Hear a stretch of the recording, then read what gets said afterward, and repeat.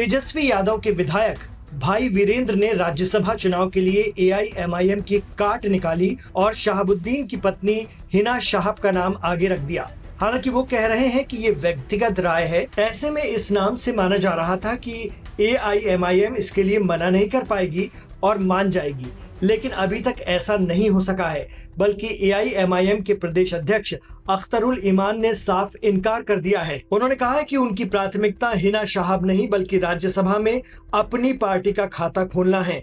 अख्तरुल ईमान का तर्क है कि वैचारिक समानता के आधार पर आरजेडी को एआईएमआईएम प्रत्याशी का समर्थन करना चाहिए ताकि विपक्ष की आवाज और अधिक प्रभावी हो सके। उन्होंने आरजेडी और कांग्रेस से अपील की है कि वो एआईएमआईएम के उम्मीदवार को समर्थन दें।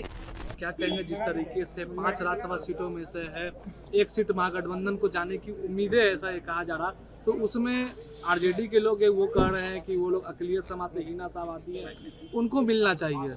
महागठबंधन के लोग अगर समझदारी से काम लें तो यकीनन है कि ये पाला वो जीत सकते हैं। तो हम लोगों ने तो शुरू दिन में कह दिया है, उनके कहने से पहले हम लोगों ने कह दिया है कि साहब अब की बार एमआईएम को मौका दीजिए आप लोग, है ना। और एमआईएम का चूंकि उच्च सदन में कोई प्रतिनिधित्व नहीं है और इस वक्त बैरिस्टर असदुद्दीन ओवैसी साहब जिस तरह से गला फाड़ कर सीना तान कर 56 इंच वाले सीना के सामने बात करते हैं, आपके पास नहीं है कोई ऐसा आदमी। एमआईएम के आदमी को दीजिए ताकि हम उच्च सदन में भी अपना प्रतिनिधित्व भी कर सकें और आपके जो विचारधारा है वो विचारधारा हमारा भी है, हम उसको वहाँ उल्लेख कर सकें। आप लोग अपना कैंडिडेट उतारेंगे? उम्मीदवार होता है तो क्या आप समर्थन करेंगे? हम लोग अल्पसंख्यक में नजर नहीं आते आप, फिर तो आप लोग इल्जाम लगाते हैं कि एमआईएम अल्पसंख्यक की पार्टी है। तो अगर अल्पसंख्यक हो तो उसका तो स्पेशलिस्ट हम है। अरे भाई वो उनका विचार होगा और मौका मिलेगा तो आप भी जा सकते हैं, है ना, उसमें क्या दिक्कत की बात है। जब यहाँ अभी जब ख्याली पुलाव पकड़ा है तो पुलाव भी पके, बिरयानी भी पके, ख्याली है ये सब कुछ। अब नॉमिनेशन, अच्छा मैं अब तक तो समर्थन मांग रहा हूँ, फिर देखता हूँ, हम लोग विचार कर रहे हैं, उस पर विचार कर रहे हैं। बिहार में राज्यसभा चुनाव के लिए ऑल इंडिया मजलिस इत्तेहादुल मुस्लिमीन एक फैक्टर है। असदुद्दीन ओवैसी को मनाने के लिए आरजेडी हर मुमकिन कोशिश कर रही है, लेकिन ये कोशिश अब तक नाकाम ही दिख रही है।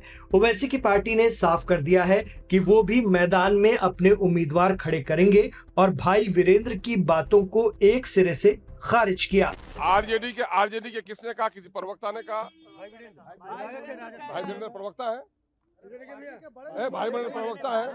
मैं ये अच्छा मैं आप लोगों पर ब्लेम करता हूं कि न जाने बिहार की बड़ी राजनीतिक पार्टियों की तरह मीडिया के लोग भी दलित विरोधी हो गए हैं। मैंने शुरू दिन में कहा है कि हम एक कमजोर पार्टी हैं, मेरा कोई प्रतिनिधित्व नहीं है पार्लियामेंट राज्यसभा में, तो हमारे को जाने दीजिए।